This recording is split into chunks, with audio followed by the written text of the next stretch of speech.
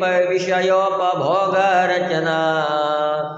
निद्रा समाधि स्थिति संचारः पदयो प्रदक्षिण विधि स्तोत्राणि सर्वा गिरो यद्यत् कर्म करोमि तदखिलं शम्भो तवाराधनं करचरणकृतं वा कायजं कर्मजं वा श्रवणेनजं वा मानसं वा पराधं विहितमविहितं वा सर्वमेतत्क्षमस्व।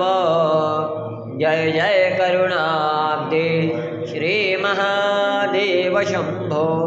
हर हर करुणाब्धे श्री महादेव शंभो। शिव शिव करुणाब्धे श्री महादेव शंभो। नमः पार्वती पतये। हर हर महादेव।